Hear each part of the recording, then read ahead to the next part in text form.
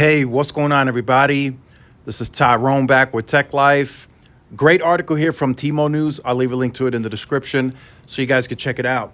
So this is a bit of interesting news. Some of you might say this is bad news, but T-Mobile has stopped including taxes on business plans.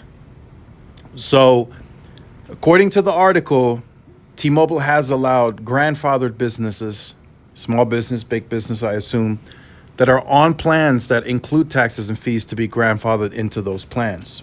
So this seems to be only for new business customers that are signing up that are going to pay taxes and fees. For most, if they don't watch, my videos, or if they're not into the industry much, they're not going to know that plans existed that had taxes and fees included.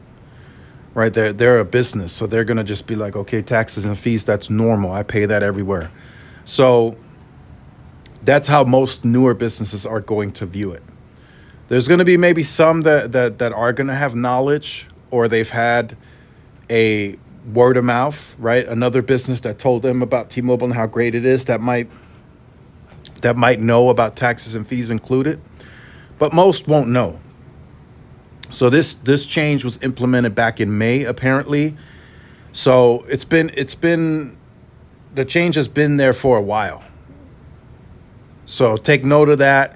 What I think most of you are going to be concerned with is this going to make it to the consumer side? And it's possible, right?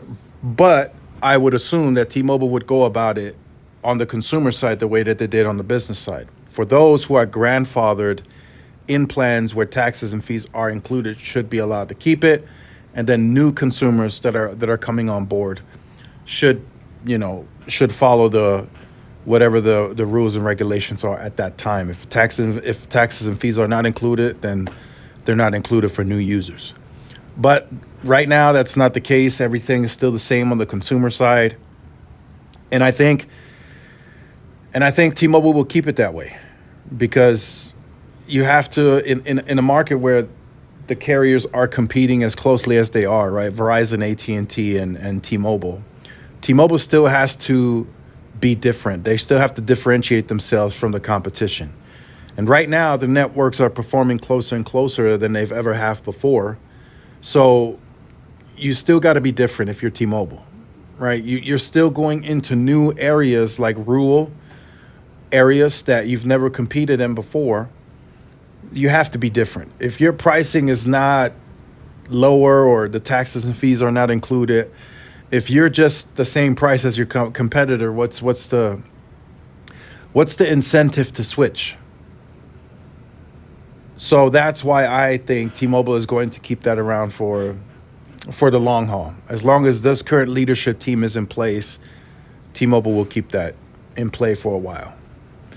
And then they'll find other opportunities to make some additional cash, include home internet. That's why they're looking for ARPA, average price per account.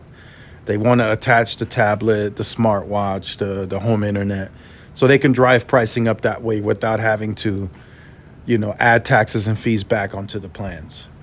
So it's interesting nonetheless, right? It's one less perk, if you will, on the business side now. And I wanted to point that out and share that with you guys this morning. So for those of you who may have thought, wanting to switch to T-Mobile if you have a small business or whatnot, taxes and fees are now included again on business plans. So let me know your thoughts in the comments. Like, share, subscribe if you're new. Follow my social media outlets. This is Tyrone with Tech Life. See y'all in the next one. Peace.